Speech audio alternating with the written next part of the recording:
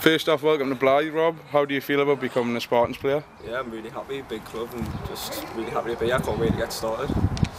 You've joined from North Shields. How much are you relishing the step up to this league? Can't wait, I've always wanted to play at a high level, so I just can't really wait to get started, to be honest. How much did you know about Blyth Spartans before you joined the club? Yeah, I've knew about Blyth. With being a local lad, I've knew about them for years, and just can't wait for my chance. Manager Tom Wade's compared you to a young Paul Brayson.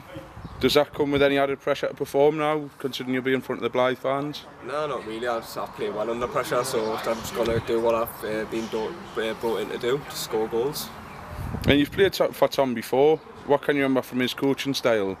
And was he one of the main reasons for his signing? Obviously, well, when he came calling, I was happy to come to sign for Tom. I've known him for years. He always wants like good wins and stuff. You know, like always on the ball, on the pitch. He just doesn't really get on your back or anything. He gives you like advice. So I'm just happy to play for him. And finally, you've joined alongside Dean Holmes and Matthew Wade. From playing with Dean at North Shields, what do you think he'll bring to Blyth next season? He's like an old-fashioned winger. He's really direct. He just gets down the byline and crosses balls in. That's where I scored most of my goals from. So I'm really happy with to be playing with him again. And Matthew, being Tom's son, you must know him from there. Yeah, I've knew Matty for years. He's really good in the air. He's really direct. He's really good on the ball as well. So I'd be happy to be playing again with him.